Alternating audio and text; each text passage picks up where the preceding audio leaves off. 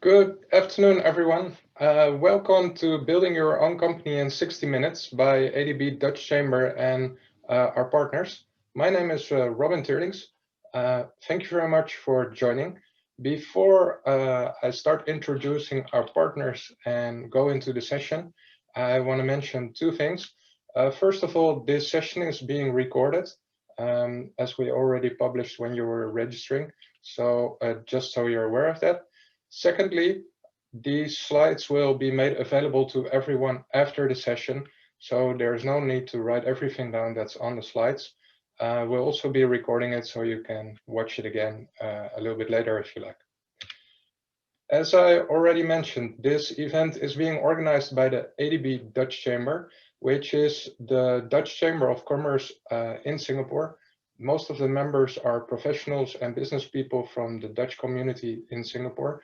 And the aim is to connect our business community to the Singapore and Southeast Asia business communities. There's also a social aspect to the ADB. There's social events like evening dinners. We have recently had kind of like a estafette type of dinners where we visited families that were cooking for us with small groups due to COVID-19. And the ADB Dutch Chamber has different types of communities specializing in different topics like innovation, finance, etc., etc. One of those communities is the startup and SME community that I'm a member of, and we have organized this event for you today. If you like to learn more about ADB Dutch Chamber, Anna Olijhoek is also here on the call, so just go to the chat and ask her the questions that you have. I'm also really happy that we have had the support of other chambers of commerce and associations here in Singapore to reach out to a larger audience. First of all, we have the Latin American Chamber of Commerce, which connects companies and professionals from the Latin American geography to Southeast Asia. Angela Torres is also live here on the call and can answer any questions that you have over the chat. Also, if you have questions at the end, just put them in the Q&A, and I will try to get Angela or Hannah or any of the other representatives live on the feed so you can ask directly. One thing I like to mention in particular is that currently there's an internship program with very smart students from the universities of Chile and Mexico. It's called the CAI program. Basically, if you already have a company and you're looking for good interns, this program can be very attractive to you. Actually, we will probably be hiring from them. If you want to know more about that, also get in touch with Angela. Thirdly, we have the Czech Singapore Chamber of Commerce. They are quite new in Singapore. I think I understood that they have partly been set up in parallel with the new embassy that's being opened here in Singapore. If you like to know more about them, get in touch with Miriam. I'm sorry if I pronounce it wrong, but Brelikova is her last name. And other than the Chambers of Commerce, we also have support of two associations. They are less into the professional and business world and focus more on social aspects of life. The first one is the German Association. They organize all kinds of social events, as you can see on the slide. If you are interested in what they do and like to join their events, a lot of them are open also for non-members, then get in touch with Claudia Markson. And last but not least, the British Association is supporting this event. They also focus more on the social aspects of life, and I think they're one of the oldest associations here in Singapore. If you want to know more about them, either go to the website or get in touch with Edith. Now, before we go into this slide, I want to do a very quick poll to get a little bit of a feeling who we have here online. And the first question is, if you knew 100% for sure your startup would fail, would you start? There's no right or wrong answer that goes for all of the polls. It's just for me and the audience to get a little bit of a feel how all of you think about these topics. And it helps me also maybe go into some topics deeper than in others.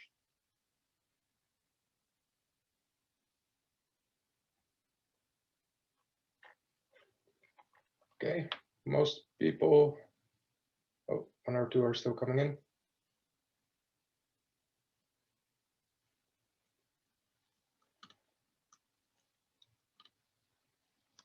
Okay, so you should be able to see the results. The vast majority of you would definitely not start on it. I think that might have to do with the 100% remark that's in the question, but still quite a few would at least try it. The reason I asked this question is because I'm going to explain this afternoon that it's actually quite hard to successfully set up a startup. 9 out of 10 startups eventually fail. I say eventually because they don't all fail at once, but if 10 startups would start today, 5 years from now, most likely only one of them will have survived. The other 9 won't. So it's not a 100% chance of failing, but a 90% is still pretty high, which is why I was interested what your reply would be on this. Okay, before I go into the content for today, I first like to introduce myself a little bit and why I'm doing this presentation. So my name is Robin Teurlings. I'm Dutch by birth, and I started my entrepreneurial journey around the time when I was 11. And at the time, I had no idea it had anything to do with entrepreneurship. It was purely coincidence. But I read a book which is called Remy, Alone on the Planet. And it's about a group of homeless kids in in Paris, that walk around the streets. During the days, they clean chimneys for the different houses.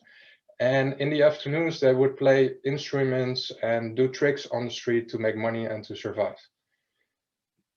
A few weeks after I had read that book, there was an event in the Netherlands which we call Queen's Day, or actually nowadays it's called King's Day. And as all the Dutch people here on the call know, basically it's a huge flea market where people drag all their stuff onto the streets, try to sell it, and it's a huge party. And a lot of kids, like me at the time, are also playing music on the street. So I went out to play my flute because that's what I could do at the time. And I made 12 guilders in about an hour, which nowadays would be equivalent to something like 12 euros. Now, if you're an 11-year-old kid and you make 12 guilders in 1 hour, that's a huge amount of money. So I basically kept on doing that. Over the years, I saved up some of that money and it accumulated to around 2,000 guilders. And then I decided I'm going to buy a really big stereo. Why was I going to buy a very big stereo? Maybe a little bit strange, but my brother is 9 years older. He had one, so I needed to have one. My parents, however, didn't agree. So in the end, the result was I could get a very small transistor radio, which cost me around 20 guilders. And the rest I invested in a company that at the time was called CMG. That company IPO'd 5 years later, and that allowed me to go into investing. By the time I was 21, I was lucky enough to become an angel investor in companies like Behold and Vision Waves that I think are here on the screen, which I did through Tin Capital Partners, which is Angel Network. And all these experiences, in hindsight, kind of prepared me for what I am doing now. I also have a background in normal corporate life. I've worked for companies like Accenture and ING before I moved to Singapore. And I tried to do sports. I'm actually a fanatic water polo player, but I haven't been able to play since March because of all the lockdowns. So all these things that I've done in the past have somehow by accident prepared me for what I do now, which is running the Startup Buddy. The Startup Buddy is actually the result of a failed enterprise before. When I moved to Singapore, at first I wasn't sure what I was going to do here in terms of work. And I participated in an event called Startup Weekend Singapore, which basically is an event where you, on the first day, pitch an idea that you have, and then during 2 days, together with people that you pick during that event, you work on that idea, you try to come up with a quick business plan, you pitch it to a jury of investors and very expert, knowledgeable people, and at the end they pick a winner. I did that with our team and we won the third prize. And then after a few weeks, I decided, okay, I'm going to pursue this. I'm not going to apply for a job. I'm going to start my own company. That company at the time was called Investor. It had to do with online financial planning. I'm not going to get into all of that, but long story short, after 2 years, we abandoned it. Why did we abandon it? Basically, it took us too long to learn how to become an entrepreneur. Me and my co-founders, like I already said, had backgrounds in corporate life. We had good degrees and all of that. But being an employee of a company is very different from trying to set up something from scratch by yourself, which I'm going to explain today. When we realized this, then we thought, if this happens to guys like us, it was 3 guys, then it's happening to a lot of people.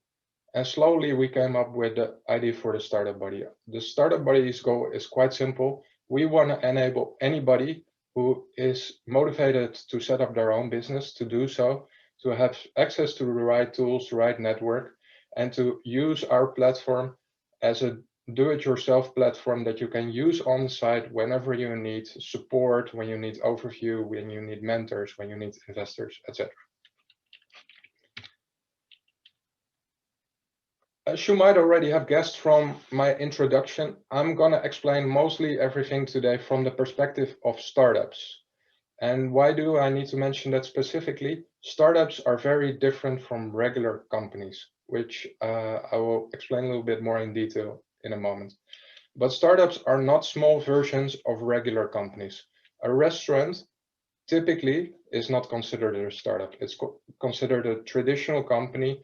It should generate revenue immediately. It should actually be profit generating almost immediately. Startups typically are not. I will explain why that is, but there's therefore a big difference between how startups are built and how regular traditional companies are being run and built. I have been heavily influenced by these 2 books that you see here on the screen. I can very much recommend everybody who's interested to read these books.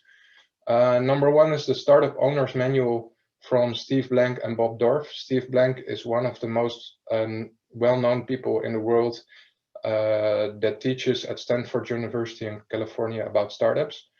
They've written a very good book that I recommend everybody to read when you're starting out. Another very good book is The Lean Startup by Eric Ries. It teaches you much more than I will be able to do now about validation, iterations, and how to gradually make your company better.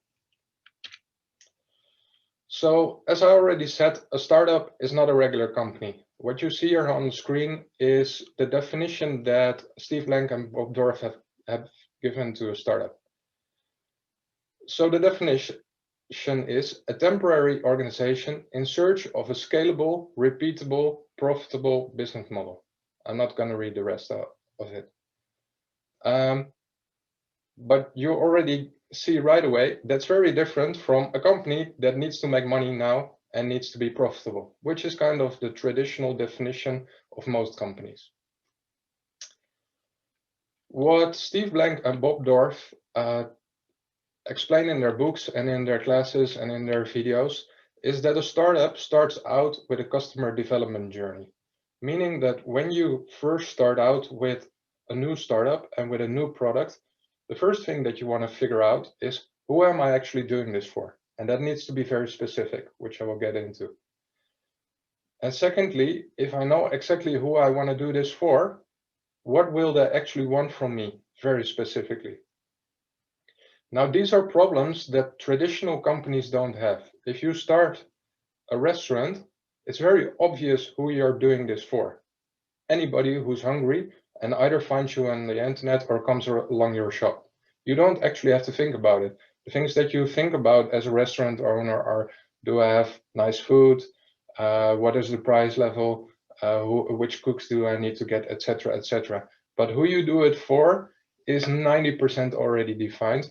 And what the outcome needs to be, that it needs to at least cover the cost and best to be profitable, you know from the start as well. A company that I usually like to use as an example of a startup, because their story is just very interesting, is Airbnb. They were founded in 2007. I assume everybody has heard of them, by 2 guys during a conference that was organized in San Francisco, and that's every year. During that conference in San Francisco, all the hotels are booked out. And these guys, they were quite poor at the time, and they basically figured, hey, we might be able to make some money here. So they set up a very simple website called Air Bed and Breakfast, not Airbnb as it's called now. And they said, you can stay at our apartment and we charge you $80 for it. Now, if you think about it at the time, that was quite bizarre to do because they were inviting total strangers from a conference they had nothing to do with into their house and charging for it, which hotels do all the time, but individuals weren't doing at the time at all. And they got lucky, or at least they promoted it well. 3 people actually decided to do that. This is what we call in the startup world your MVP, or first proof of concept. Now, I mentioned the MVP already. Traditional companies, when they launch something into the market, and I think everybody who's working for a bigger company in Singapore or anywhere else around the world knows this, you spend most of your time actually figuring out what are the risks and solving those before you actually go into market. When I worked at ING, for example, I worked a very long time on a new savings account type. And we literally spent 2 years hashing out all the potential problems, and only then we went to market. Fortunately, it was very successful, but it took 2 years to do. Startups work exactly the other way around. We work with a minimum viable product, which means whatever first concept of the product that we have long-term in mind kind of works, we just go out with. In the case of Airbnb, there were 3 mattresses and a very simple website. Obviously, the product wasn't great. They only had cereal for breakfast. They had no idea if it should have been $80, $100, or $10. But it proved kind of the first concept of what, in hindsight, was a totally new business model. What eventually a startup tries to find is called product market fit. Initially, when a startup company starts with something new and that doesn't really exist in the market, you don't even know if there's customers for it. Startups are usually totally built based on assumptions. And what is very important for startups to learn is to test those assumptions over time and to gradually get to the product market fit, meaning that more and more customers are starting to adopt your new approach to doing business or providing your service or your product. In the case of Airbnb, they bootstrapped, which is startup lingo for paying their company themselves. They bootstrapped for 2 years. They didn't have any funding until then.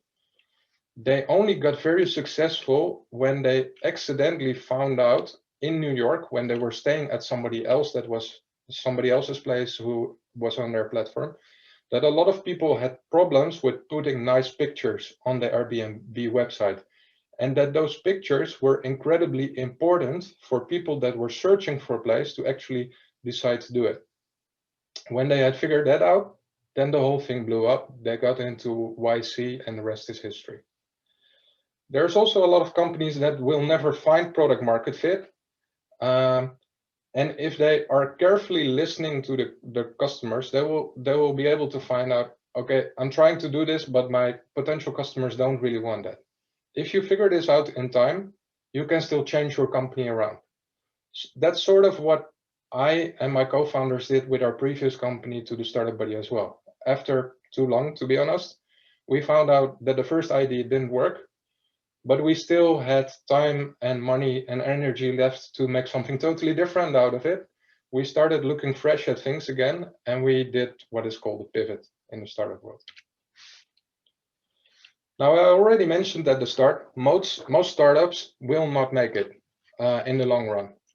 All of you read your newspapers, are on Facebook, LinkedIn, etc., and you will probably read all the time about Mark Zuckerberg and Elon Musk and all the gods of the startup world. These people are in the media because they made it. But the real numbers, unfortunately, are, and this is based on data in the US, is that most companies don't get past the five-year mark. A lot of them die in what's called the valley of death, so the first 2 years. Then a lot of them die in the 4th or 5th year when they're supposed to make a bigger break. Startups are also funded very differently. I don't have enough time to go into this very deeply, but I will try to touch on it quickly. But a lot of the companies that you now know about that are very successful were not making any money at first for a long time. And when they did start making money, they didn't make enough money to actually sustain. Facebook, for example, was founded in 2004, but it only generated its first profit in 2009. So that's 5 years later. And it IPO'd in 2012. And even then, a lot of investors didn't actually think that they were profitable. Depends which sources you check if that's true or not, I don't know. But the point is, it took them 8 years to become credibly profitable and basically cover their costs. We now know that they're one of the biggest and most profitable companies in the world. Uber, that you have all probably heard about, is still not profitable and was founded in 2009, which is by now 12 years ago. They're a very huge company, huge amount of customers, but they are not making bottom line money. Now, the money that they're losing all the time when they're operating to hire people, to do their marketing, to have their offices, to pay every supplier, etc., that has to be financed by somebody. And those people are startup investors. Now, in a minute, I will go into what are the first things that you should be doing when you want to start. But first, I want to do a quick second poll. Give me 1 second to select the correct one. Again, there's no right or wrong answer in this, but the second question that I like to ask is, what do you think is the hardest about building a company? There's a few options here. Of course, there's a lot of them missing. I just want to get a general idea of what all of you think is the most difficult. Having a good idea is quite popular so far. Getting enough funding. Staying motivated is now getting higher. Okay, I think most people have voted. It's quite evenly spread, interestingly. So the winner is staying motivated for the moment. And in second place, having a good idea. I will actually go into both of those. In the end, you need to be able to do all of these things. So if one of these things is not possible for you at all, you will probably have a problem. I think I agree with the staying motivated one. I will explain in a minute why that can be very tough. Okay, so before you start, there's 5 questions I think that you should be asking yourself. And I'm saying asking yourself because typically startups are started by one person that thinks he or she has a brilliant idea, walks around the street with it all day, wants to do something with it, but doesn't know structured how to do that. So basically there's 5 questions that you can ask for a lot of other stuff too. But I think are very relevant for when you consider building your own company. And I think you should ask them in this order: why, who, what, where, and how. And they are 5 simple questions, but you can ask these questions in a billion ways. One thing that is very important for setting up a company anyway is learning all the time. And a good way of learning is asking questions over and over again. What is very dangerous for startups is to make assumptions. So whenever you assume something, you should ask a question. I tell my team something about assumptions all the time, but I don't think this is the right audience to repeat that. If you want to know, you can ask me during the Q&A. Okay, so first of all, why are you building this business? Initially, when you start a company, that company is usually just you. Or if you're lucky and you have been working in, let's say, the shipping industry and you happen to have a colleague that you've been discussing this for half a year already with over lunch, then maybe it's the two of you. But very often companies start out by one person. They have some kind of irritation, some kind of experience, something that they want to solve. And they think setting up a business is the best way to do that. One example that I really like is Richard Branson, which I hope all of you know. He's a very famous entrepreneur from the UK. He set up initially a record company called Virgin, which by now I think is mostly gone. But from that, he has expanded in all kinds of markets, one of them being Virgin Atlantic, which is an airplane, not an airplane company, which is a company that flies you around the world.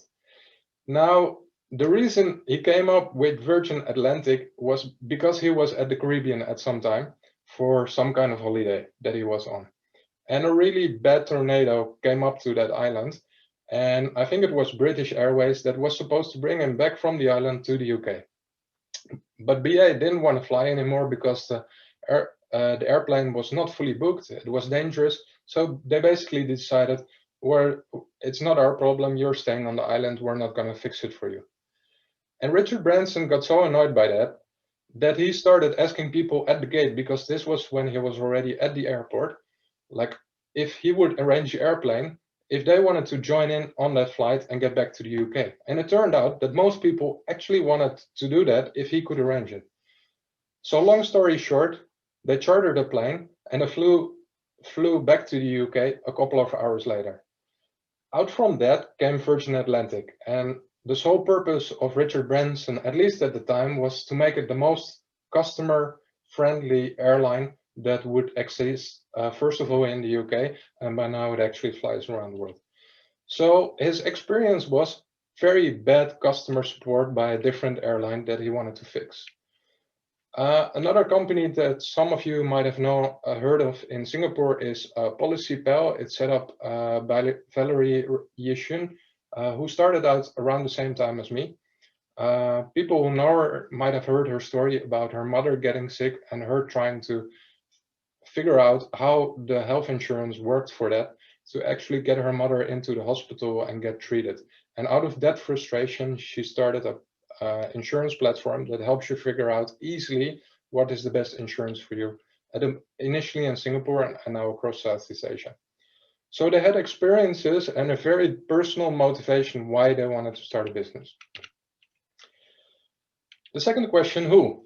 Now, first of all, you have to do it for yourself. I cannot use a lot of academic resources for this to prove this, but any entrepreneur who's been doing this for a while knows that it's hard. If you're not intrinsically motivated, you shouldn't try to build your own business. So you have to do it for yourself, and you need to know what your motivation is. There's no right or wrong motivation. It can be that you want to get rich. It can be that you want to be successful. It can be that you want to be independent. But it is important that you have this anchor for yourself that drives you to do this every day.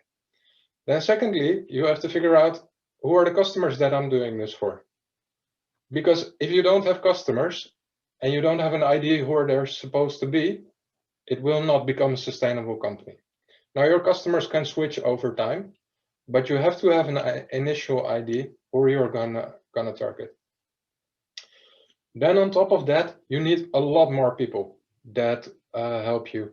Companies are not built by single people. We know the founders like Jack Ma and Elon Musk and Mark Zuckerberg, but they have had brilliant teams. They've had other co-founders, almost all of them. They've had advisors, mentors, they've had investors, and all those people, they've helped them over time build these companies.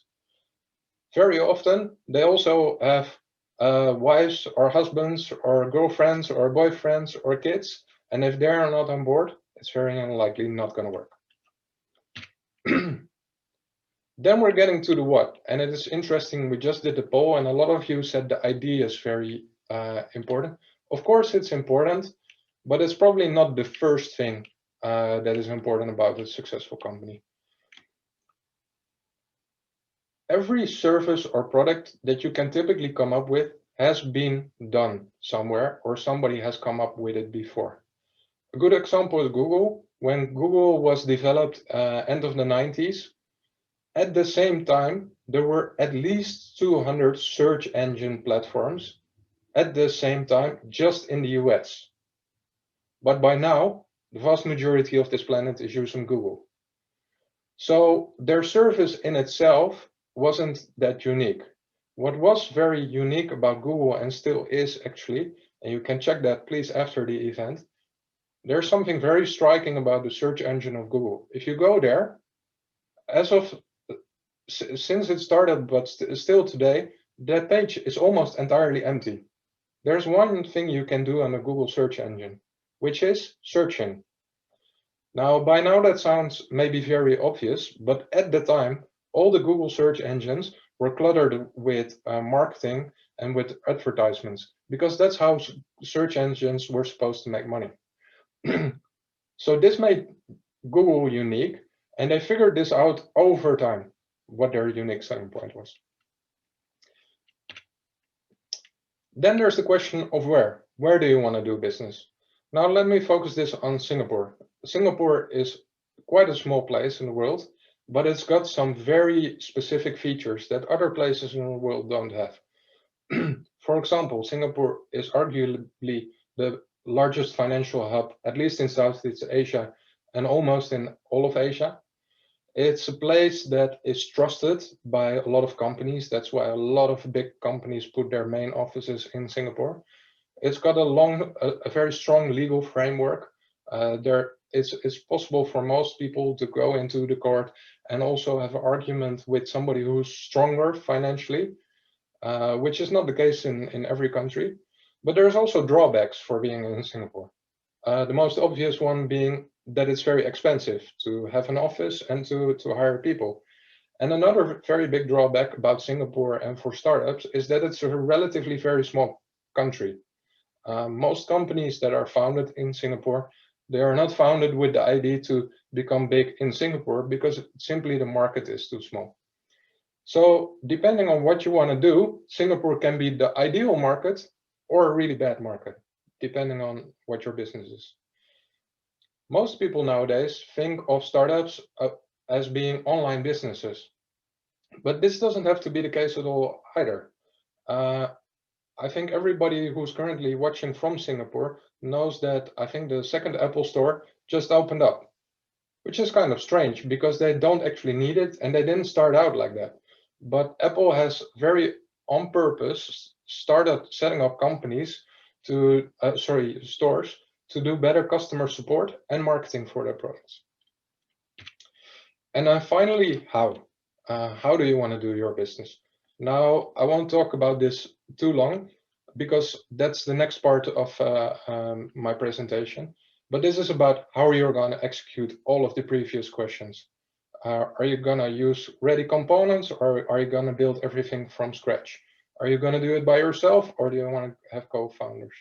Are you going to go for high quality, or are you going to go for speed?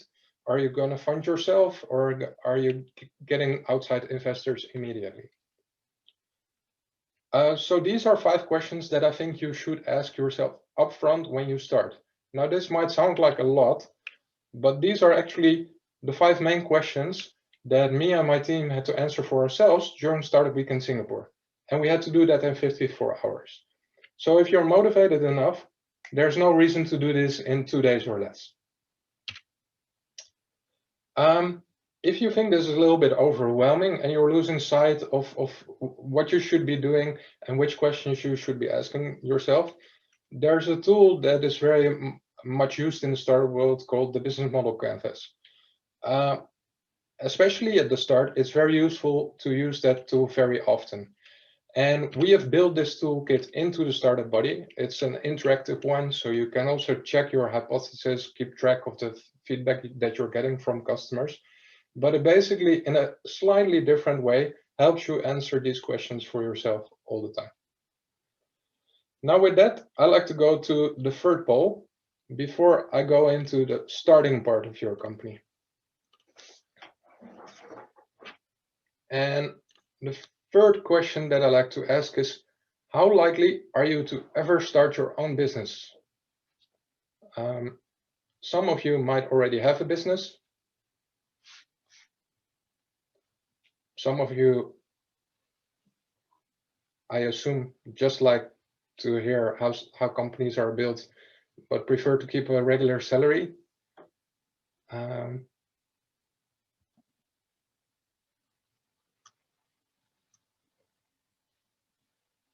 Again, very interesting. Okay, so I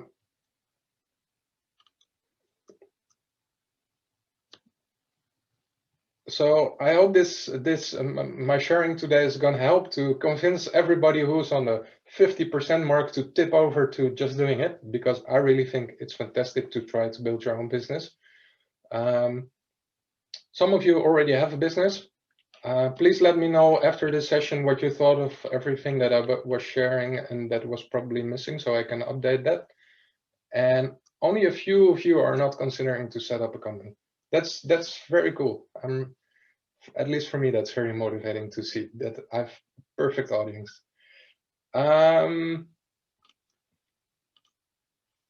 Okay, so when you have to set up your company, there's a few things that normally you have to do. And we have built these building blocks within a startup buddy to give you some kind of guidance on this. Now, these building blocks are partly very practical because there's some stuff you just have to do. And some of it comes from best practices, like from those books that I mentioned before from Eric Ries and Steve Blank.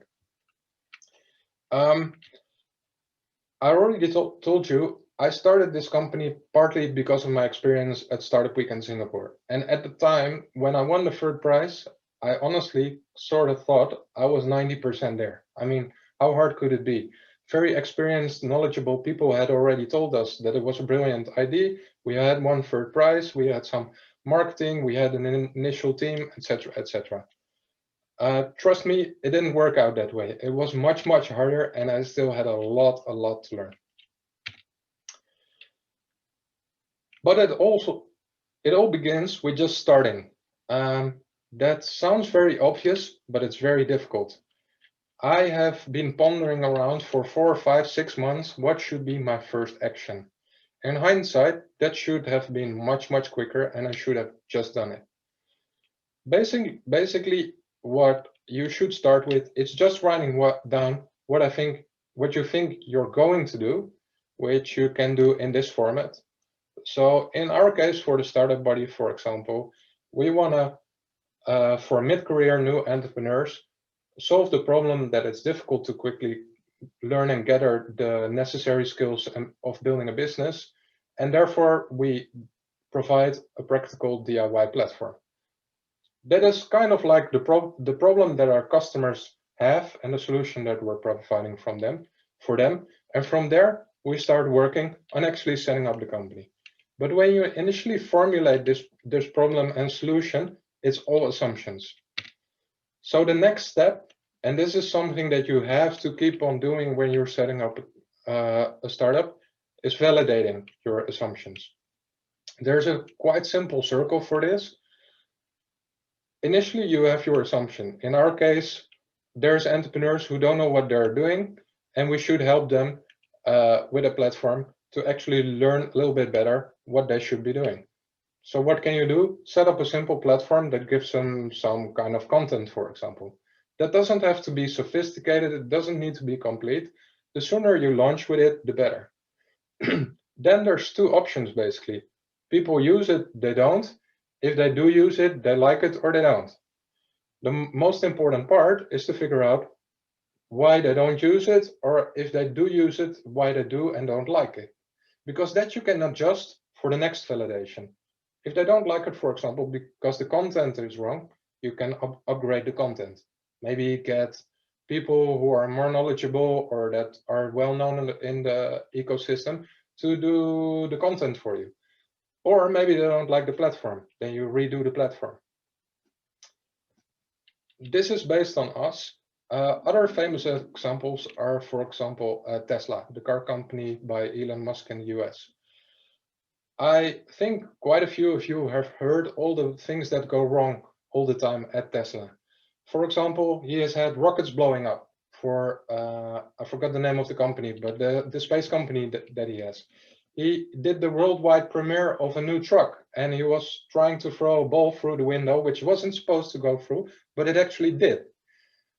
Now, he knows upfront this stuff will actually go wrong, because that happens to most initial tries for very innovative things like his companies do.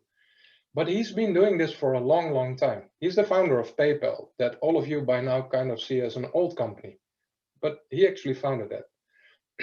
He is probably one of the examples of people that just goes into the market, validates, doesn't care that much about things going wrong because he knows this is input for the next time to do it better. I already said you cannot do this by yourself. You have to have a team. Very important is, first of all, if you want to do this together with a co-founder, research has shown that the most successful startups are typically founded by 3 people. One of the reasons is quite simple. 3 people know more than 1. Speaking for myself, I think I'm pretty good at a few things, but there's a lot more that I don't know anything about and have no idea about how to do. My team knows, for example, technically, I'm not the most brilliant guy, so I need people to actually help me do that, which my co-founder turned out to be really good in. You can have it all in your team, or you can get people from outside. It's very good and very helpful if you can find mentors that are willing to every month sit together with you and just discuss what you're working on, the problems that you're having, and give you ideas about how to solve them. But if you don't have that luxury, it's also great just to talk to suppliers, partners, even competitors, and sharpen your ideas based on that. Almost 1/4 of all the startups don't make it because the team falls apart for one reason or another. So it's very important to spend energy on this. Then we're getting to some very practical stuff. You have to work on the financials of your startup. And I know this from experience. First of all, it's very easy to make a big mess out of your financials, which I probably did for the first 2 years because I was handling most of it myself. but you do actually have to file numbers to ACRA, which is the authority here in Singapore for companies. You actually do have to file to IRS for your taxes, but you also have to take care of your salaries. So you need to know how many salaries for how many months can I still pay. You have to kind of figure out, if I want to ever make this a sustainable business, what's the price that we should ask for what we're doing? Because if your cost is structurally much higher than your price, you will long run never break even. I don't consider myself an expert in this part of finance at all. There's a few people on the startup and SME community. I think they're currently on the call also. So if you are, maybe just put a message in the chat. They work for corporate secretaries that usually have accounting services as well and can help you on this. But please don't save money on this. If you do, and I've learned this the hard way, it will just cost you a lot more money and time in the future. Marketing.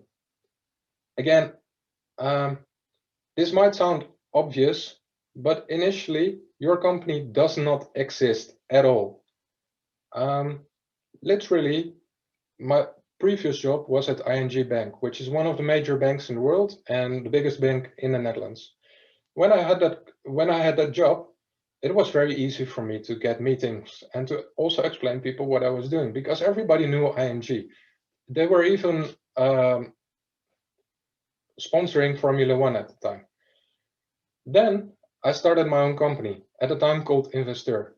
Nobody had a clue what Investor was, and very few people actually cared. It takes a very long time to build up a name for your company and for your product that is connected to it. So one thing that I think you should do from the start telling people about what you do from the start for 2 reasons. One is marketing, but also to get the feedback and validate what you're doing. A mistake that a lot of founders make initially is trying to keep everything secret, because they think what they do is so sensitive and needs to be protected that they don't want to talk about it to people until they launch. I've never seen that work. In practice, your idea is probably out there already anyway, and if anybody would have wanted to do it, somebody would have already done. Get out there as soon as you can and build a brand first using your own stuff, like your own Facebook, your own Instagram, your own LinkedIn, and then slowly the company will follow. Then there's legal work, of course. Again, corporate secretaries and other suppliers can help you do this. I'm not going to go into all the specific Singapore regulations for this because I'm also running a little bit out of time. But make sure that you have contracts with your employees, with your suppliers. Register your company. Don't wait for that for a long time, because it's actually beneficial to do that. There's tax breaks, at least in Singapore, that you can leverage on. You needed to set up your bank account anyway. There's a lot of other stuff connected to it, so don't delay with it. Of course, there's laws and regulations that you have to comply to. If you're hiring people, there's employment laws. If you're in the financial sector, there's laws for that. PDPA is the privacy laws in Singapore, but these laws also exist in all other countries where you're calling in from. Then there's licenses, visas, filings, etc. The seventh building block is traction. Simply put, the picture is exactly what traction is. Traction, if I try to put it simply, is how much effort are you putting into what you're going to do long-term for your company, and how much is it already resulting in something tangible. Now, initially, when you don't have a good product yet or a good service yet, that's usually not revenue yet, but it can be registrations or hits on your website, or people asking for offering. Over time, of course, the most important traction is revenue. How much are people willing to pay for whatever it is that you do?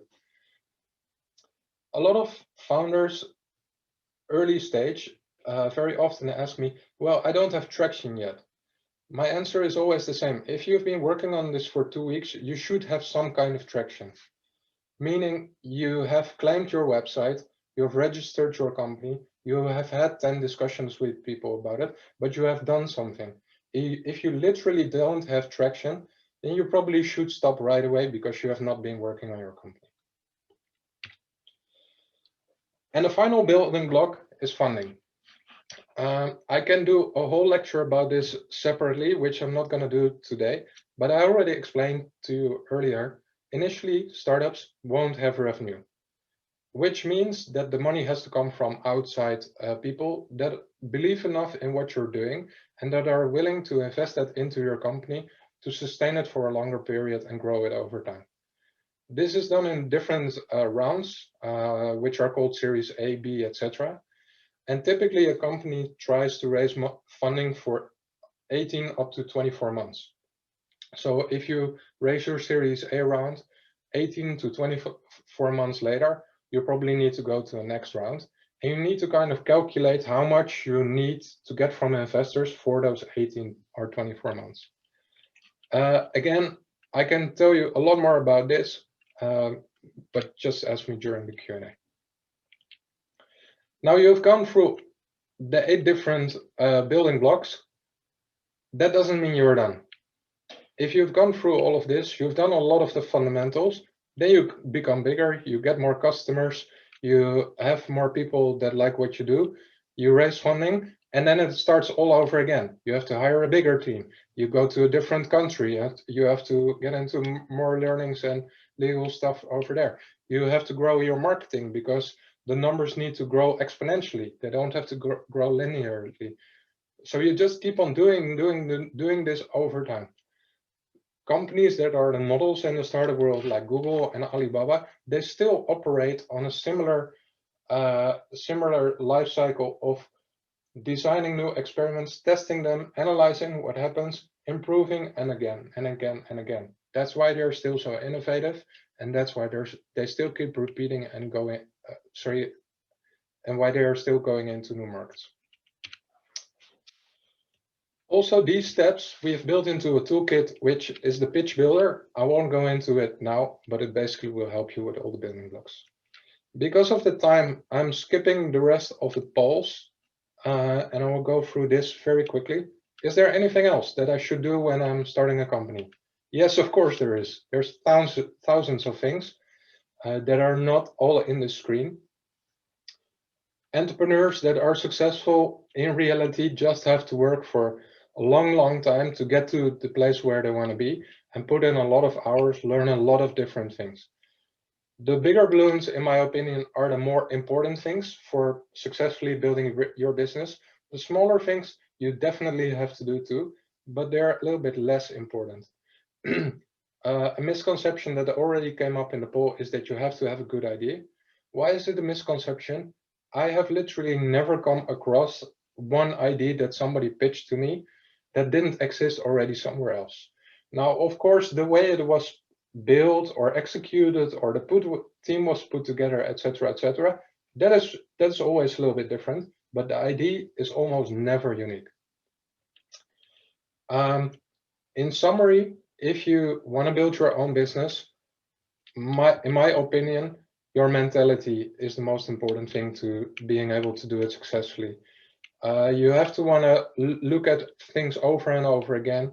You have to want to be learning all the time. You have to be determined to actually pursue. Most products that you come up with, the vast majority of people around you will not like. Even a brand like McDonald's, which is one of the biggest food companies in the world, only has a 1% market share. Now, financially, that's ultra attractive, but it still means that 99% of the people don't go eating there. So if that founder would have talked to 100 people at the time, if the percentages would have been the same, he would still have 100 conversations out of which one only believed in him. And there's actually a good documentary kind of film about it, which kind of proves that point.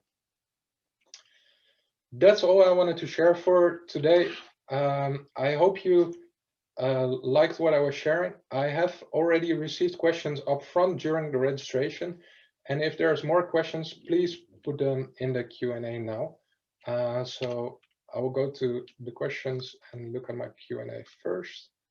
Okay, I didn't have questions coming in on the Q&A yet.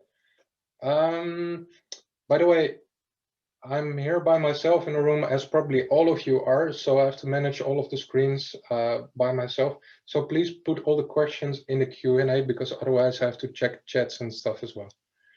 Okay, so one question was, what is a recommended way of setting up a company in Singapore?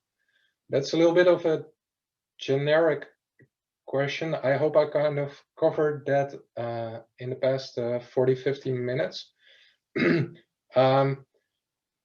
In terms of very practical stuff, you have to register a company in Singapore with ACRA. That's the moment that you become officially a company. You get a number that you need to also be able to open up your bank account. Very often you need it to claim your website, etc. Those are very practical things. When you do that, it's a little bit up to you. In my opinion, I did it too late. But you need it from the moment that you definitely need it from the moment that you think that you're gonna get people paying for what you do. I don't know if it's an answer to your question. If it's not, just put it in the Q&A. There's a question: liability of nominee director DIY yearly tax effort. Which services are really necessary for company secretary? I'm not a company secretary, first of all. I have a company secretary, which I'm quite happy about. The company is called Osomi. There's other very good ones like Sleek and not Nutmeg, but I think somebody is on the call, so put your name in the chat if I'm saying it wrong. There's a few corporate secretaries that try to give you the minimal amount of services that you need. There's also, to be honest, a lot of corporate secretaries that are just trying to bill you whatever they can for stuff that's not useful. It very much depends on yourself, in my opinion. I try to strike the balance between not wasting my valuable time on doing stuff that somebody can do 3 times quicker than me, and those things I try to pay for. But I also don't want to be paying for stuff that is too obvious to do yourself. Now, if you happen to be Singaporean, registering your company, there's no need to do it via corporate secretary. Actually, if you're a Singaporean, the need for a corporate secretary is a lot less than for foreigners.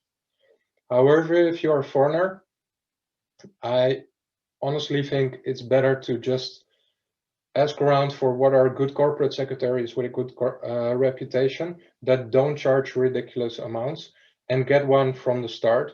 If you don't, and I didn't, you will be cleaning up 1 or 2 years later and just spending the money that way. Things that you need their help on is filing with ACRA, that for sure. IRS is actually not entirely necessary, but ACRA, you have to have a corporate secretary. There's a question came in over the chat. If my business is just starting, how should I approach financial projections? How do I know if I'm being over optimistic, pessimistic, or realistic? The short answer is you don't.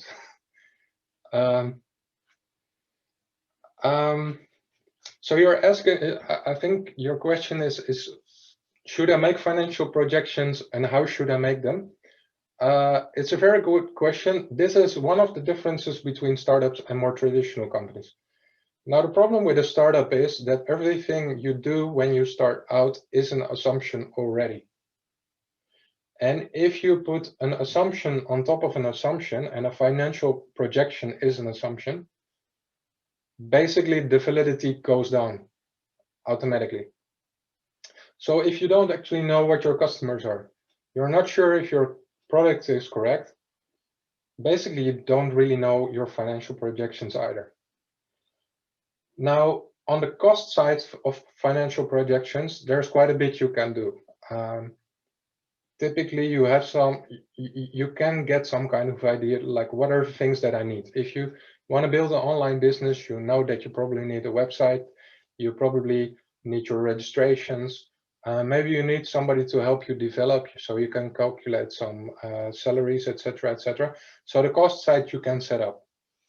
But projections in terms of your revenue are almost impossible. Brett Feld, who is the founder of Techstars in the US and a very well-known startup person, he basically always says, there's one thing you know about financial startup projections, and that is that they're not going to be true. Now, that doesn't mean that you shouldn't be making them, because you do need to have a sense of feeling where you're going. But the earlier you are as a startup, the less a projection will help. So it's good to get an overview of how much money do I need to run this business, but don't try to spend time yet on when is it going to be profitable, etc. When you get to the later stages, especially when you're at Series B, you're supposed to have figured out what your product is, and investors will put money in your company because it's repeatable. Then you definitely do need to have financial projections. I hope that answers the question. Okay, what I'm gonna do first, I first wanna wrap up 2 or 3 more slides that I had prepared, and then I will go into the rest of the questions for whoever can stay longer, but it's 2 minutes to 6 in Singapore. So allow me to first tell you about 2 more things, and then I'll go back to the questions as long as anybody still wants me to answer anything. So, as I have already shared, we are a community for founders, by founders, and for investors, by an investor actually, myself. We do regular events for our members and for the entire community. One of the events that we will be having the first time next week is Founders Fusion. The purpose of this event is to people that are thinking of setting up a new company, but that are, for example, looking for a new co-founder, or for first customers, or maybe a mentor or supplier, to connect them together. It is online, like this event today. We have experience with that with other events. You will basically be meeting people one-on-one. The whole setup will be explained during the event, But if you're interested in that, please join. Secondly, I want to point out investor founder speed dating. We do that every other month. The next one will be on February 18th. So for companies that are currently fundraising, and I don't think you should be fundraising when you just started your company. You should already have some kind of traction. But if you feel that you're ready for fundraising, during these events, we connect you in one-on-one sessions to investors in our network. We have almost 800 investors around the world that are interested in investing in different stages of startups. If you'd like to join that, please do. And then finally, if you have more questions, like to know more about what I was sharing, reach out to me and my team, or to the ADB Dutch Chamber, or to the Latin American Chamber of Commerce, the Czech Chamber of Commerce, the German Association, or the British Association that supported today. If you have questions for them, if you send me a message, I will try to share their details if you missed out on that at the start. I'm always happy to help anybody that is considering to start their own company. I know how hard it is. It is doable. And I've told my wife already quite a lot of times, I'm now 5 years past the point that I started. It's almost impossible for anybody to offer me a job that I will consider taking other than this one. So it's the coolest journey you can get on, but you need help from others, and I'm always happy to provide that.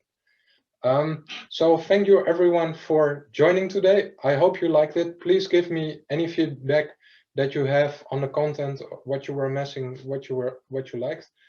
Everybody who likes to stay, please do. I will keep on answering questions, also new ones coming into the Q&A. And everybody who needs to join, sorry to leave, thank you very much. So let me go back to my papers, what the other questions were. I saw another question come in on the Q&A by Sandra. The question is, any recommendation for agencies helping to apply for correct work pass for a sole proprietorship?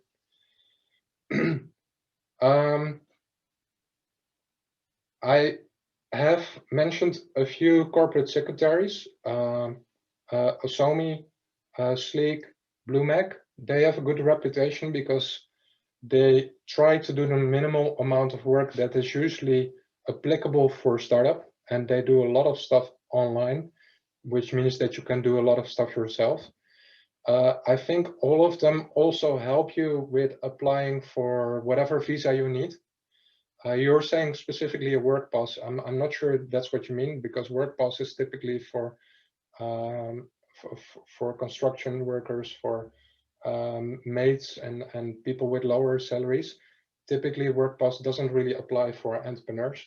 Entrepreneurs can sometimes get an entrepreneur pass, otherwise they can get an employment pass. There's quite a lot of stuff you need to do for that.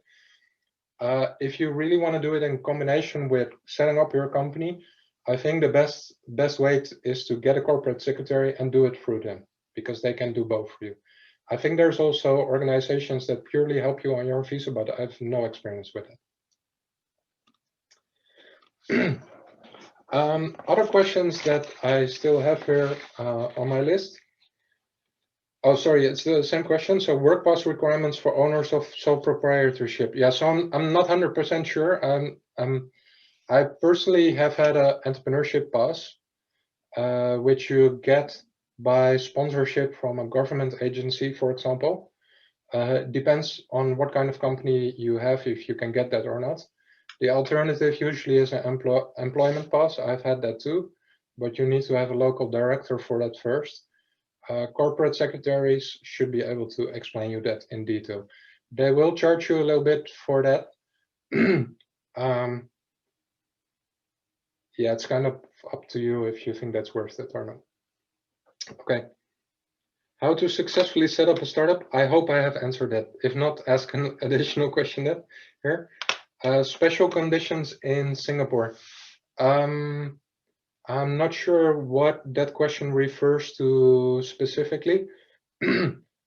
In general, setting up your company in Singapore is one of the easiest places in the world to do it. If you're local, it's literally really easy. Singaporeans should have a SingPass. With your SingPass, you can log into, I think the platform is called BizFile, and there you can register a company in literally 10 to 15 minutes. As you don't need an external director if you're local. If you're a foreigner, it's slightly different. You need a nominee director or a corporate secretary to help you on it. But also that can be done in almost a day. They will charge you a little bit for doing that.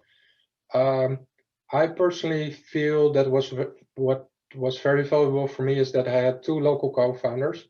That was not just valuable for me because they they helped me register the company. I mean, that was one thing.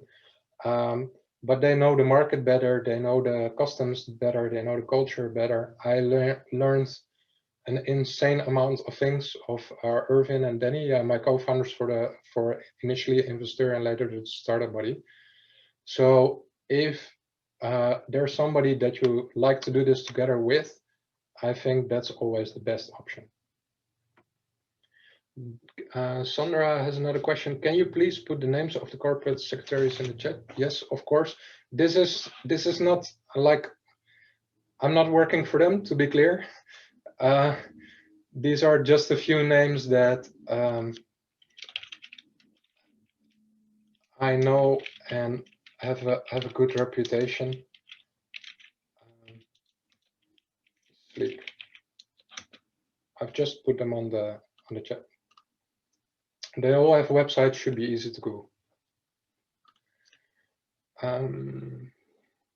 Okay, then I have one more question. How do I connect with the right VC?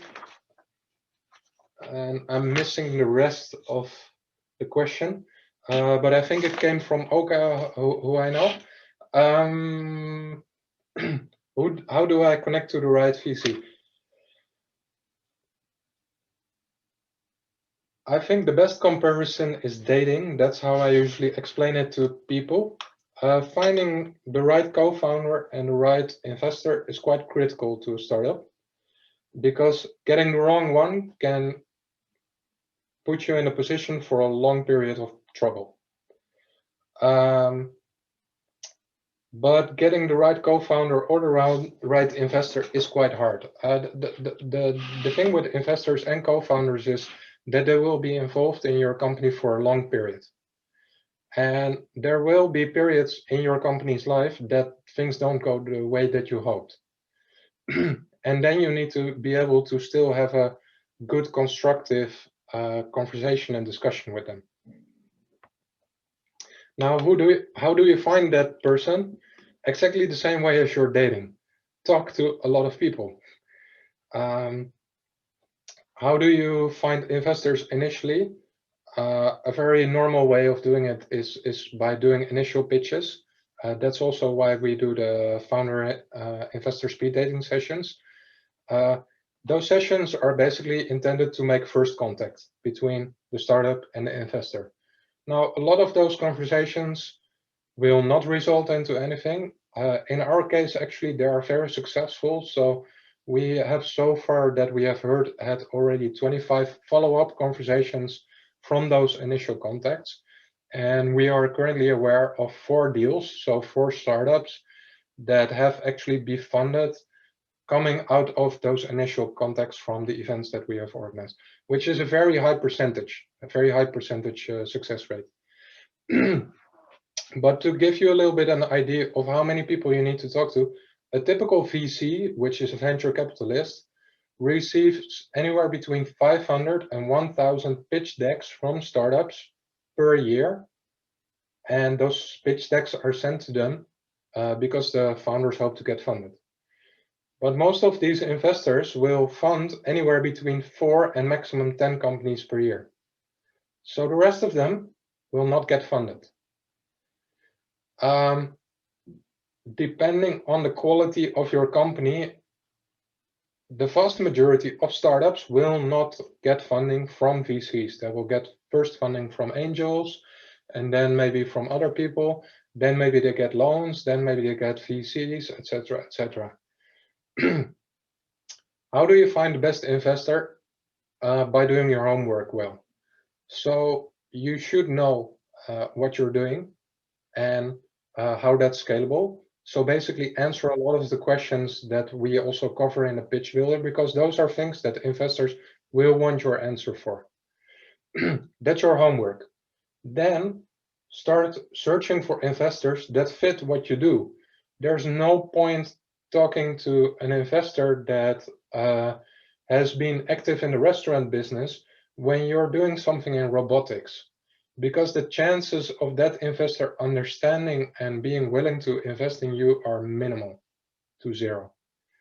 So go for those that are fitting in terms of the stage that you're in, the geography that you're in. So you can of course all reach out to investors in the US. That's very sexy, I know, but a lot of them just don't consider companies that are based in Singapore or Southeast Asia. Some do, but most of them don't. So do a lot of homework, and then make sure that you understand what they are looking for. Then from there, it becomes a lot of sales. Same as dating. Once you have met the right girl or right guy, you have to convince them that you're the right person for them to meet again. It's the same with the investor. I mean, listen carefully to the questions that they're asking. Try to give pointed answers. Don't lie. Don't make up stuff that you didn't actually already do with your company. It's a very bad habit from some entrepreneurs that they polish up the numbers beyond belief. Investors do this day in, day out. They're not going to fall for it. So just don't do it. It's better to have little progress at the time, but be upfront about it and explain what you're going to do about it, than just make up stuff hoping that the investor will fall for it. And then gradually take the conversation forward and forward. I hope that answered that question. If not, just put another one in the Q&A. So in the Q&A, I don't see more questions right now. Let me check my list. I've gone through the questions that came in up front. So I'll wait for another 10 seconds. Let me quickly check if there's something in the chat that I missed. Oh. Okay, so I think that means I covered hopefully everything that you wanted to know. I hope it was interesting. Thank you very much all for joining. In case you didn't see, we had a lot of people joining, so a lot of potential new investors coming up in Singapore and the rest of the world. Thank you very much for your time. This was it for today, and hope to see you again in the future. Bye-bye.